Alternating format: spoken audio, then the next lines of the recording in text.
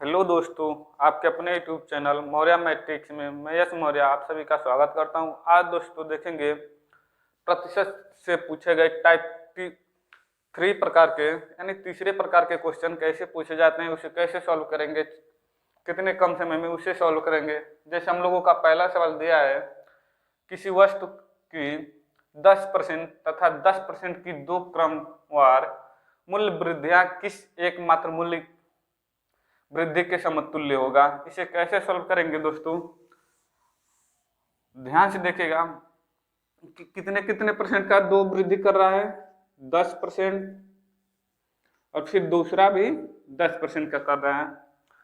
जब दो बार मूल्य में वृद्धि हो या कमी हो, उसको कैसे सॉल्व करेंगे, ध्यान से देखिएगा। जब दो बार वृद्धि होता है किसी भी वस्तु में या मूल्य में या किसी भी चीज में कमी या वृद्धि होती है, उसे कैसे सॉल्व करेंगे।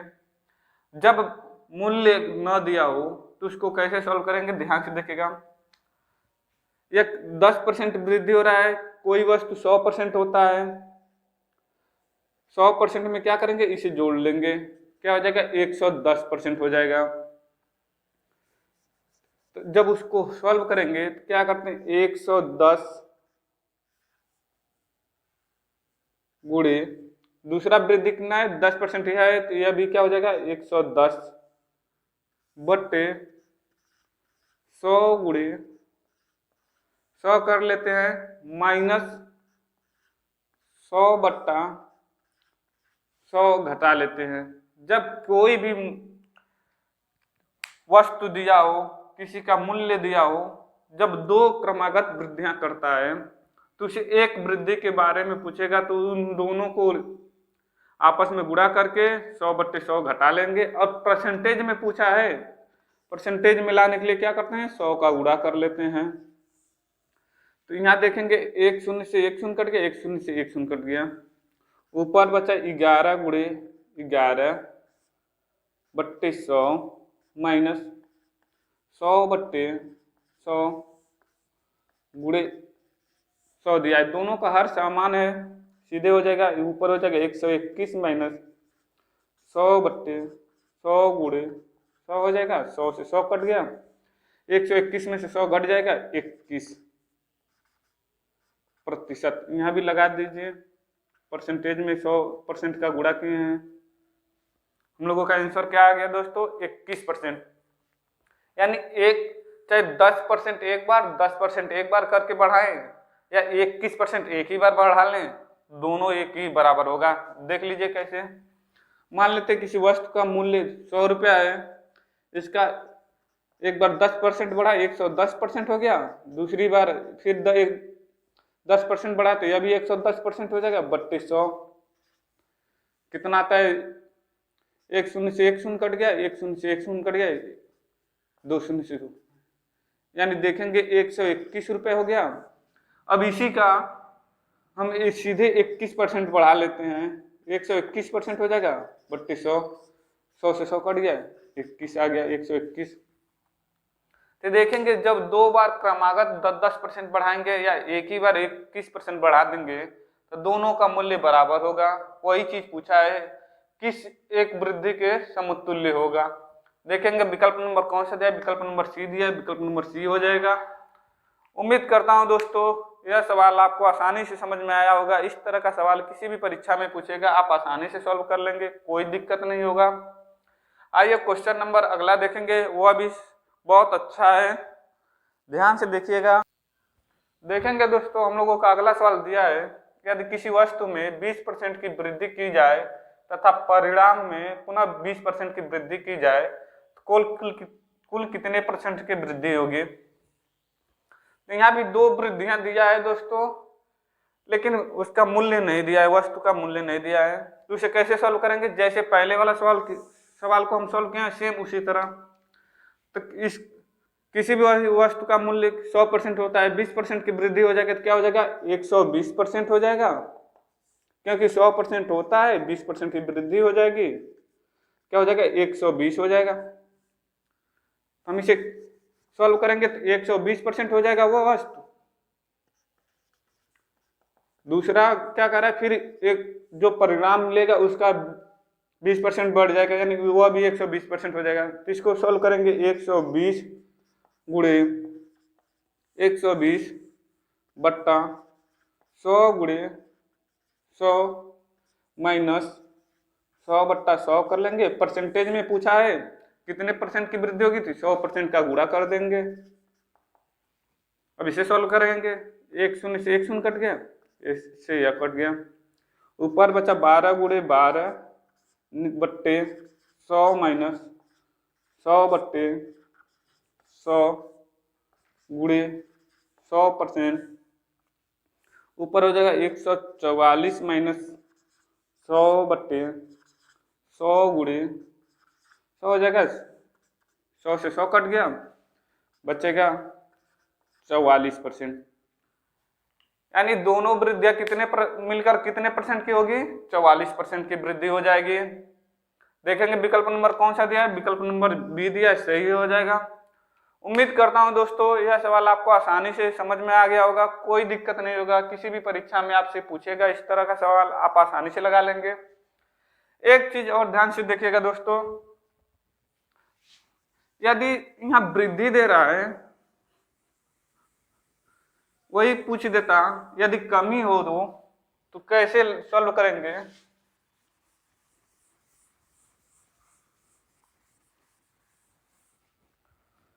यदि 20% की कमी हो, 20% की कमी हो जाए, फिर 20% की कमी हो जाए, तो उसे कैसे सॉल्व करेंगे। जब कमी होगा तो 100 बट्टे 100 में से हम बाद में घटाते थे, तो मूलधन में से कम होगा, क्योंकि वो जो भी कमी होगा वो मूलधन से कम होगा। तो इसे कैसे सॉल्व करेंगे, 20% की कमी हो जाएगा तो कितने परसेंट बचेगा, 80% बचेगा। या भी 20% की कमी हो जाएगा तो कितना बचेगा, 80% बचेगा। तो इसे 100 बट्टे 100 माइनस 80 गुणे 80 बट्टा 100 गुणे 100 हो जाएगा, 1 शून्य या कट गया। परसेंटेज में पूछा है 100% का गुणा कर लेंगे। तो यहाँ देखेंगे दोस्तों 100 माइनस ऊपर बचेगा 8 8 64 बट्टे 100 हो जाएगा, गुणे 100% का गुणा किए हैं 100% हो जाएगा। 100 से 100 कट गया, ऊपर 100 में से 64 या 36% की उसकी क्या होगी, कमी होगी। किसी वस्तु का अगर 20% का 2 कमी हो जाए तो 36% का 1 कमी हो जाएगा। उम्मीद करता हूं दोस्तों यह भी बात आपको अच्छी तरह समझ में आ गया होगा। इस तरह का सवाल किसी भी परीक्षा में आपसे पूछ देगा तो आप आसानी से लगा लेंगे। क्वेश्चन कैसे पूछेगा, जहां वृद्धि दिया है वहां क्या हो जाएगा, कमी हो जाएगा।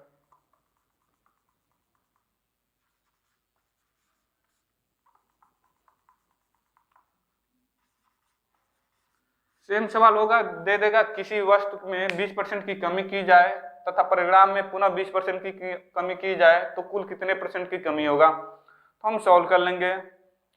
उम्मीद करता हूं दोस्तों यह सवाल आपको अच्छी तरह समझ में आया होगा, कोई दिक्कत नहीं होगा। इस तरह का सवाल किसी भी परीक्षा में पूछेगा आप आसानी से लगा लेंगे।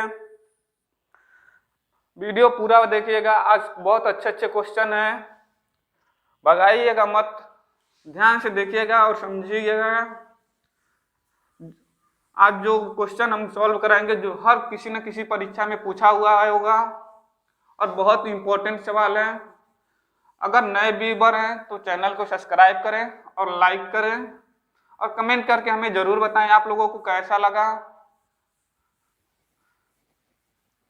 और जिन्हें थोड़ा बहुत दिक्कत हो रही है वो इसके पहले वाली क्लास को देख लेंगे, कैसे हम किए हैं, 80% कैसे होता है, कैसे हुआ है।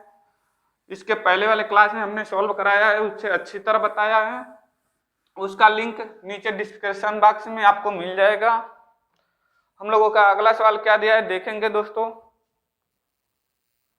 हम लोगों का अगला सवाल दिया है, किसी वस्तु के मूल्य में पहले 10% की वृद्धि होती है तथा इसके उपरांत फिर 20% की वृद्धि की गई है। यदि अंतिम बढ़ा हुआ मूल्य 33 हो तो प्रारंभिक मूल्य क्या है। मान लेते प्रारंभिक मूल्य क्या था,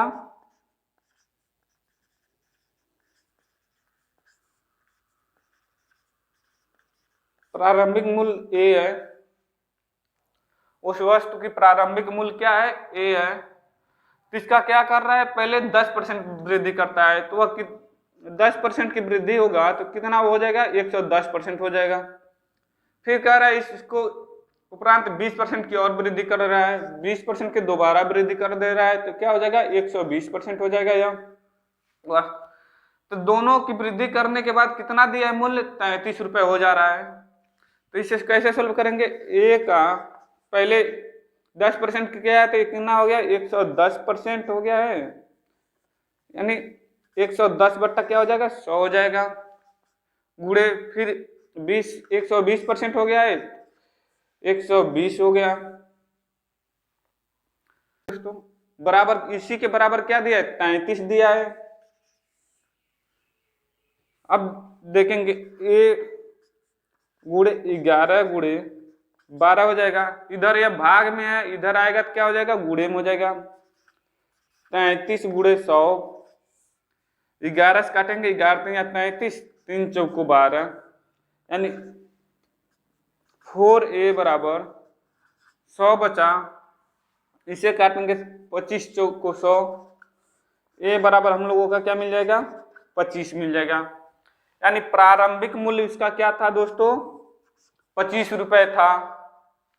किसी भी वस्तु का पूछा है तो उसका प्रारंभिक मूल्य हम माने ए है, तो उसका 110% हुआ है, फिर 20% बढ़ाया तो 120% हुआ है, इसके किसके बराबर दिया है, 33 के रुपए के बराबर दिया है, तो बराबर 33 रुपए कर लेंगे, क्योंकि अंतिम बढ़ा हुआ मूल्य क्या है, वही है ना, 33 रुपए है, 33 के बराबर कर लेंगे। उसे सॉल्व किया है, 25 रुपए आ गए। देखेंगे कौन सा विकल्प दिया है, विकल्प नंबर डी दिया है, सही हो जाएगा। उम्मीद करता हूं दोस्तों यह भी सवाल आपको अच्छी तरह समझ में आया होगा, कोई दिक्कत नहीं होगा, किसी भी परीक्षा में इस तरह का सवाल पूछेगा आप आसानी से सॉल्व कर लेंगे। देखेंगे अगला क्वेश्चन क्या दिया है हम लोगों का, ध्यान से देखिएगा, बहुत अच्छे क्वेश्चन है। देखेंगे दोस्तों हम लोगों का अगला सवाल दिया है, फलों के मूल्य में 30% की कमी करने पर उनकी बिक्री दर 40% अधिक हो जाती है, इससे क्रय मूल्य पर क्या प्रभाव पड़ेगा। यानी कोई वस्तु है उसमें 30% हम क्या करेंगे, घटा देंगे और फिर उसको बेचेंगे तो 40% क्या हो रहा है, अधिक लोग खरीद रहे हैं, यानी जहाँ 100 लोग खरीदते थे वहाँ 140 लोग खरीदने लगे, तो उसे क्या लाभ होगा कि हानि होगा, इसके बारे में पूछा है, तो उसे सॉल्व करेंगे। जब मान लेते हैं कोई उस वस्तु का मूल्य 100 रुपए था तो 30% कमी कर रहा है, 30% की कमी करेगा तो वह वस्तु कितना हो जाएगा, 70% हो जाएगा, तो 100 का 70% निकालेंगे, 1 शून्य से 1 शून्य नहीं 70 रुपए हो जाएगा। अब क्या कह रहा है, बिक्री दर क्या हो जा रहा है, 40% बढ़ जा रहा है, यानी 70 रुपए पे वह जब बेचेगा तो 40% क्या हो जा रहा है, बढ़ जा रहा है, तो 70 रुपए का 140% हो जाएगा, क्योंकि 40% बढ़ा है उसका मूल्य निकाल लेंगे, 1 शून्य से 1 कटेगा, 1 शून्य से 1 कटेगा, 14 सत्ते 98 रुपए हो जाएगा। तो यहाँ देखेंगे पहले उसका कितना मूल्य था, 100 रुपए था, बाद में उसे कितना मिला, 98 रुपए मिला, तो वृद्धि होगी कमी होगी दोस्तों, क्या होगा, बिक्री में से क्या करते हैं, बिक्री दर में से मूल्य धन, यानी जो क्रय मूल्य है या क्रय मूल्य उसका हो गया या विक्रय मूल्य हो गया, विक्रय मूल्य में से क्रय मूल्य को घटाएंगे, यानी विक्रय मूल्य घटाएंगे तो कितना आएगा, -2 आएगा। माइनस जब में आता है कोई सौदा तो क्या होता है, घाटे का होता है। अब इसे परसेंटेज में पूछा है, परसेंटेज में बना लेंगे, 2 बट्टा कितने परसेंटेज पे का है, क्रय मूल्य कितना था, 100 था, 100 हो गया, और परसेंटेज के लिए 100% से गुणा कर देंगे, 100 से 100 कट गया, यानी 2% की कमी होगी। उम्मीद करता हूं दोस्तों यह भी सवाल आपको अच्छी तरह समझ में आ गया होगा। इस तरह का सवाल किसी भी परीक्षा में आपसे पूछेगा, आप आसानी से सॉल्व कर लेंगे। देखेंगे विकल्प नंबर कौन सा दिया है, विकल्प नंबर सी दिया है, सही हो जाएगा। आइए दोस्तों देखेंगे अगला सवाल। अगला सवाल बहुत अच्छा दिया है, ध्यान से देखिएगा। देखेंगे दोस्तों, हम लोगों का अगला सवाल दिया है, चीनी के भाव में 40% की वृद्धि होने पर किसी परिवार को चीनी की वार्षिक खपत कितने % कम कर देनी चाहिए। क्या कह रहा है दोस्तों, 40% वृद्धि हो जा रही है, यानी उसके भाव में यानी दर में 40% की वृद्धि हो जा रही है। मान लेते हैं उसका मूल्य पहले कितना था, 100 रुपये था। जब भी परसेंटेज का सवाल पूछेगा, दाम नहीं दिया रहेगा, तो उसका मूल्य हम 100 मानते हैं, जिससे लगाने में आसानी होती है हम लोगों को। 100 रुपये था, 40% क्या हो रहा है, बढ़ जा रहा है। 100 का 140% हो जा रहा है। 100 से 100 कट जाएगा, यानी कितने रुपए हो जा रहा है, 140 रुपये हो जा रहा है। अब पूछ रहा है परिवार को कितने रुपए की कितने % कम कर देनी चाहिए खपत, ताकि दोनों क्या हो रहे, बराबर रहे, बढ़ने के बाद भी उतने ही रुपए की खर्च हो। तो पहले कितना था, 100 था, बाद में कितना बढ़ा है, 140 हुआ है। तो दोनों का अंतर निकालेंगे, 140 माइनस 100 कर देंगे, 40 रुपये हो रहा है। यानी 40 का हम क्या करेंगे, परसेंटेज निकाल लेंगे। ध्यान दीजिएगा, यहाँ मूलधन पे नहीं निकालते हैं। जब इस तरह का सवाल पूछेगा तो मूलधन पे नहीं निकालेंगे, जो विक्रय मूल्य होता है उस पे निकालेंगे। तो विक्रय मूल्य क्या है, 140 है। 140 से के सापेक्ष पूछा है, तो 140 के सापेक्ष निकालेंगे। तो 140 बट्टा हो जाएगा, गुणे 100% का क्या करेंगे, गुणा कर देंगे। यहाँ 1 शून्य से 1 शून्य कट गया, 2 दूनी 4, 2 सत्ते 14, ऊपर हो जाएगा 200 बट्टे 7। इसे जब हम सॉल्व करेंगे तो 28 सही 4/7% हो जाएगा। और देखेंगे कौन सा दिया है, विकल्प नंबर बी दिया है, सही हो जाएगा। उम्मीद करता हूं दोस्तों यह सवाल जो आज हम बताएं आप लोगों को अच्छी तरह समझ में आया होगा। नए व्यूअर हैं तो चैनल को सब्सक्राइब करें और बेल आइकन का बटन दबाना ना भूलें, ताकि अगली वीडियो जब भी मैं अपलोड करूं तो सबसे पहले नोटिफिकेशन आप तक पहुंचे। और अधिक से अधिक शेयर करें और कमेंट करके हमें जरूर बताएं आप लोगों को कैसा लगा है। जय हिंद, जय भारत।